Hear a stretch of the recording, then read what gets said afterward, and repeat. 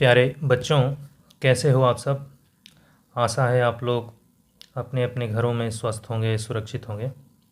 मैं मनीष सर।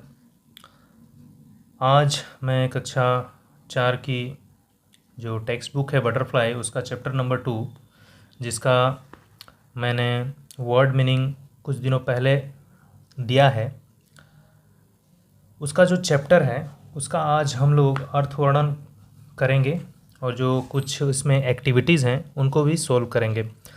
आशा है आप लोगों ने शब्दार्थ जो मैंने दिया था वर्ड मीनिंग, उसको आपने अपनी अभ्यास पुस्तिकाओं पर लिख लिया होगा और उसे याद किया होगा।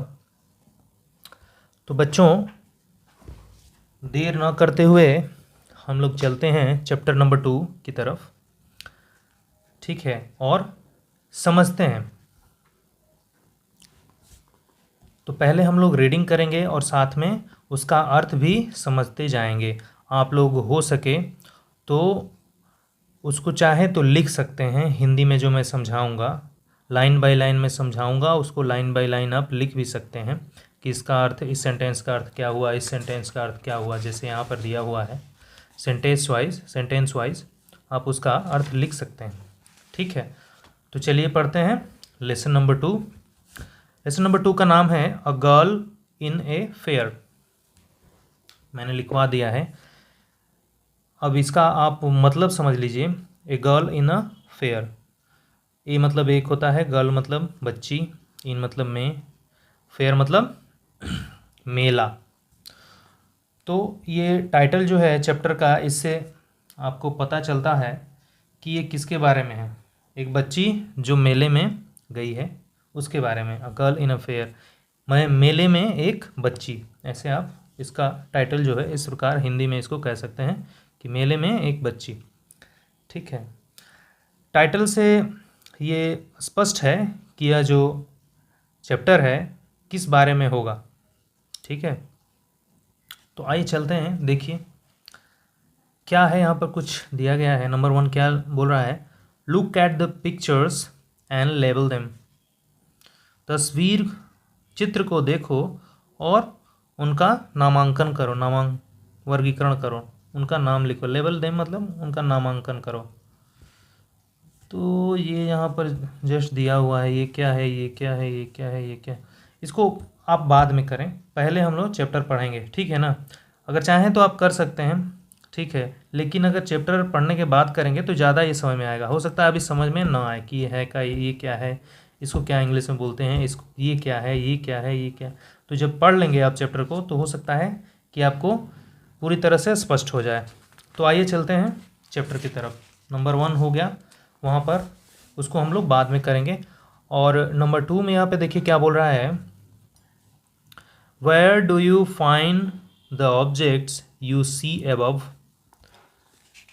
बोल रहा है कि ये जो चित्र तुमने देखे हैं, बैलून है, मुखौटा है, मास्क, ये क्या है, दुकान है, मिठाई की दुकान है, गुड़िया है, ये चरखी है, मेरी गो राउंड जिसको बोलते हैं, हिंडोला भी बोलते हैं, मैंने लिखवाया है। तो ये सब जो चीज़ें हैं यह कहाँ पाई जाती हैं, ये देखो, where do you find the objects you see above. आपने जो ऊपर ये जो चीज़ें देखी, इन्हें तुम कहाँ पाते हो, तुम्हें कहाँ देखने को मिलती हैं, ठीक है। Discuss with your partner and tick the most suitable answer. अपने सहपाठी के साथ चर्चा करो और जो सबसे उचित उत्तर है उस पर सही का निशान लगाओ, टिक लगाओ, ठीक है। तो यहाँ पे ऑप्शन दे दिया है, हॉस्पिटल, जू, फेयर। हॉस्पिटल में तो ये मिलता नहीं है, जू चिड़ियाघर में भी नहीं मिलता है, फेयर मतलब मेला, मेले में ही ये सारी चीज़ें जो हैं मिलती हैं। सारी चीज़ें मतलब क्या, यहाँ पर जो चित्र दिया गया है, बैलून का, मास्क का, शॉप का, स्वीट शॉप है, ये डॉल है और ये मेरी गो राउंड।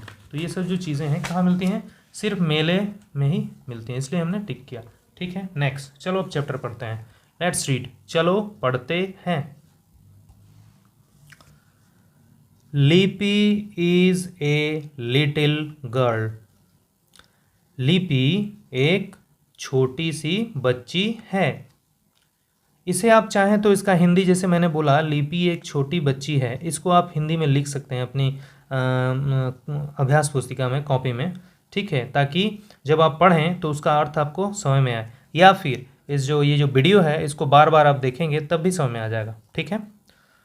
तो लिपि इज़ ए लिटिल गर्ल, लिपि एक छोटी बच्ची है। नेक्स्ट, शी इज़ 9 नाउ, वह इस समय 9 साल की है। शी इज़ 9 नाउ, वह अभी 9 साल की है, ठीक है। Next, she lives with her parents at Sukhnagar, वह अपने माता पिता के साथ सुखनगर में रहती है। Next, every year a big fair is held in the village, प्रत्येक वर्ष एक बहुत बड़ा मेला गांव में लगता है, ठीक है। हेल्ड का मतलब मैंने लिखवाया है आयोजित होना, ठीक है ना, मतलब आयोजन में लगना, वही मेला जो है। तो ऐसे भी आप समझ सकते हैं कि प्रत्येक वर्ष एक बहुत बड़ा मेला जो है गांव में आयोजित किया जाता है, ठीक है ना। तो गांव कौन सा है? सुखनगर, ठीक है, याद रखिएगा। तो every year a big fair is held in the village, प्रत्येक वर्ष एक बहुत बड़ा मेला गांव में लगता है। It is going on right now, ठीक है ना। इट इज गोइंग ऑन का मैंने मतलब लिखवाया चल रहा है, जारी है, ठीक है ना, चालू है। तो it is going on right now मतलब ठीक अभी, ठीक इस समय, ठीक है। तो राइट नाउ का मतलब ठीक इस समय। तो ठीक इस समय यह जो है चल रहा है, क्या? मेला लगा हुआ, कहने का मतलब है ठीक इस समय यह मेला लगा हुआ है, ठीक है। Next, Lipi's father makes masks of various kinds, Lipi के पिताजी जो हैं वह विभिन्न प्रकार के मुखौटे बनाते हैं, ठीक है ना। लिपीज फादर मतलब लिपि के पिताजी, ठीक है ना। लिपि एपोस्ट्रॉफी एस दिया गया है, मतलब लिपि के पिताजी, ठीक है। Lipi's father makes masks of various kinds, Lipi के पिताजी विभिन्न प्रकार के मुखौटे बनाते हैं। Next, he sells them in the fair, वे उन्हें मेले में बेचते हैं, वह उन्हें मेले में बेचते हैं, किन्हें? मास्क को, मुखौटों को, है ना। क्या करते हैं कि वो मुखौटे बनाते हैं और उन्हें मेले में बेचते हैं। यह जो मेला अभी लगा हुआ है उसमें, ठीक है। नेक्स्ट पैराग्राफ, ये पैराग्राफ आपका हो गया। आप लोग इसको लिख लीजिएगा, या फिर इसको वीडियो को बार बार देखेंगे तो भी समझ में आ जाएगा। Next paragraph, can you take me to the fair today, can you take me to the fair today, Lipi asks her father, Lipi अपने पिताजी से पूछती है कि क्या आप मुझे आज मेले में अपने साथ ले चलेंगे, है ना। लिपि अपने पिताजी से पूछती है कि क्या आप मुझे आज मेले में ले चलेंगे अपने साथ। Can you take me to the fair, क्या आप मेले में आज मुझे ले जा सकते हैं, लिपि अपने पिताजी से पूछती है।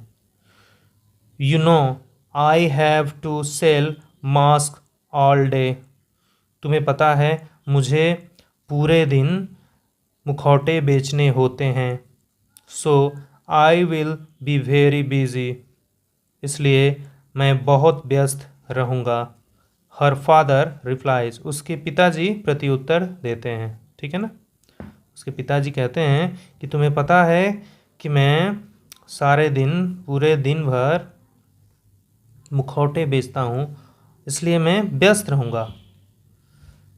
But Lipi repeatedly ask him to take her along, लेकिन लिपि जो है बार बार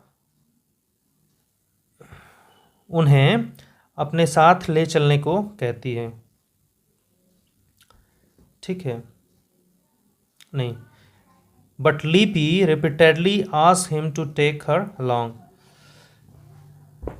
लेकिन लिपि बार बार उनके साथ जाने के लिए कहती है कि मुझे भी ले चलिए, अपने साथ ले चलिए। ठीक है ना, ऐसे जैसे आप लोग जिद करते हैं पापा से मम्मी से कि हमें भी जाना है, वैसे ही अब जो बच्ची है लिपि ये भी कह रही है कि अपने साथ मुझे भी ले चलिए, बार बार दोहरा रही है इस बात को। At last her father agrees, और अंत में उसके पिताजी मान जाते हैं मतलब उसे लेके जाने के लिए राजी हो जाते हैं कि ठीक है चलो मेले में। ठीक है, अब देखते हैं नेक्स्ट क्या है। अब यहाँ पे एक्टिविटी दे दिया। ठीक है, तो एक्टिविटी में क्या करना है देखिए, फिल इन द ब्लैंक्स है। Complete the following sentences with the words from the text.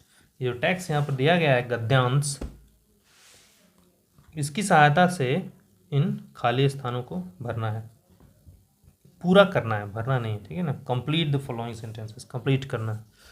तो यहाँ पे देखिए पहला है लिपि इज़ डैश ईयर्स ओल्ड, पूछ रहा है कि लिपि कितनी साल की है। ठीक है, तो यहाँ पर आपने देखा सी इज़ 9 नाउ, हम लोग लिखेंगे यहाँ पर लिपि इज़ 9 ईयर्स ओल्ड। ठीक है, तो लिख दो NINE 9 years old. Number B, Lipi and her parents live, कहाँ रहते हैं, देखो she lives with her parent at Sukhnagar, Sukhnagar में अपने माता पिता के साथ रहती है। अब बोला कि लिपि और उसके माता पिता कहाँ रहते हैं, सुखनगर में, तो हम लिख देंगे at Lipi and her parents live at Sukhnagar,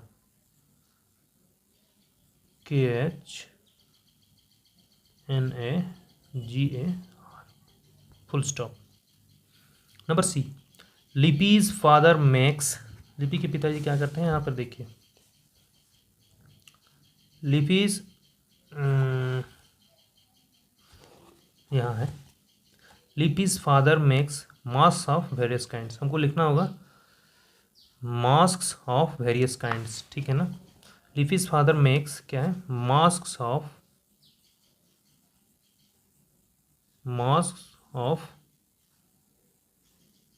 various kinds.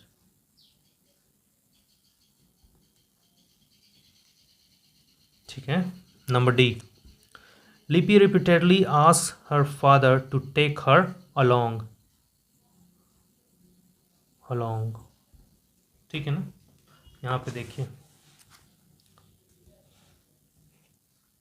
But Lipi repeatedly ask him to take her along, Lipi बार बार यह अपने पिताजी से कहती है कि उसे भी अपने साथ ले चलें। ठीक है ना, टेक हर अलोंग मतलब साथ में, है ना, मैंने लिखवाया है इसका meaning. Number activity number 2, activity number 1 हो गया आपका। Activity number 2, why is Lipi so eager to go to the fair, पूछ रहा है कि लिपि मेले में जाने के लिए इतनी उत्सुक क्यों है। डिस्कस विथ योर पार्टनर, अपने सहपाठी के साथ इसकी चर्चा करो। आप लोगों से बेहतर कोई नहीं जानता कि मेले में जाने के लिए लिपि क्यों इतनी उत्सुक है।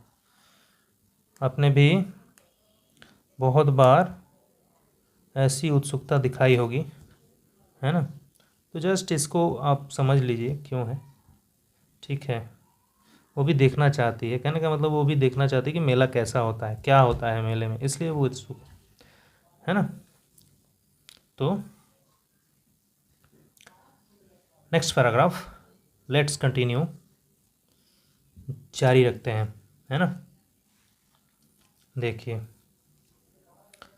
Little Lipi has never been to a fair, बोल रहा है कि छोटी लिपि जो है वह कभी भी मेले में नहीं गई, वह कभी मेला घूमने नहीं गई। सो सी इज़ वेरी एक्साइटेड टुडे। इसलिए वह बहुत ही एक्साइटेड है आज, है ना, उत्तेजित है ना। सो सी इज़ वेरी एक्साइटेड टुडे, इसलिए वह आज बहुत उत्तेजित है जाने के लिए। I have never seen so many people together, she exclaims in wonder. I have never seen so many people together. मैंने कभी भी इतने सारे लोग एक साथ नहीं देखे। वह आश्चर्य के साथ यह बात बोलती है ना। I have never seen so many people together, she exclaims in wonder. वो आश्चर्य के साथ, wonder मतलब आश्चर्य के साथ यह बात बोलती है, वह आश्चर्य के साथ यह बोलती है। एक्सक्लेम करना, एक्सक्लेम मतलब आश्चर्यचकित हो जाना, ठीक है। तो आश्चर्य के साथ यह लिपि यह बोलती है कि मैंने इतने सारे लोग एक साथ कभी नहीं देखे। वो क्या है, अब देखो यहाँ पर वो मेले में पहुँच गई है। यहाँ पर जो एक पैराग्राफ है इसमें दिखाया जा रहा है कि वह मेले में पहुँच गई है ना। देखो यहाँ पे चित्र भी है, ठीक है। तो वो मेले में पहुँच गई है। मेले का अब सीन यहाँ से शुरू हो रहा है।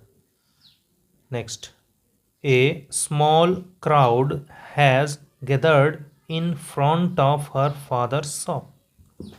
उसके पिताजी के दुकान के सामने एक छोटी सी भीड़ इकट्ठी हुई है ना। उसके पिताजी के दुकान के सामने थोड़ी सी भीड़ जो है इकट्ठी हो गई है। A small crowd has gathered in front of, in front of मैंने लिखवाया था के सामने, है ना। in front of का मतलब के सामने। तो उसके पिताजी के दुकान के सामने थोड़ी सी भीड़ जो है इकट्ठी हुई है। Some of them are buying masks. उनमें से कुछ मुखौटे खरीद रहे हैं। जो भीड़ लगी है उनमें से कुछ लोग जो हैं मुखौटे खरीद रहे हैं। She is delighted to see that the masks are selling well. वह खुश है। वह डिलाइटेड मतलब उल्लसित मैंने लिखवाया है, उल्लास में है, खुश में है, आनंदित है। वह खुश है कि She is delighted to see that, वह यह देखकर खुश है कि मुखौटे जो हैं बड़ी अच्छी तरह से बिक रहे हैं, है ना। She is delighted to see that the masks are selling well. वह यह देखकर खुश है कि मुखौटे अच्छे से बिक रहे हैं। Next, her father is also happy. उसके पिताजी भी खुश हैं, ठीक है। her father is also happy. उसके पिताजी भी खुश हैं, ठीक है। Next, beside her father's shop a person sits selling dolls. उसके पिताजी के दुकान के बगल में एक आदमी जो है वह गुड़िया डॉल्स जो है बेचने के लिए बैठा है, ठीक है। गुड़िया हैं वो बेच रहा है। उसके पिताजी की दुकान के बगल में एक आदमी गुड़िया बेच रहा है, ठीक है ना।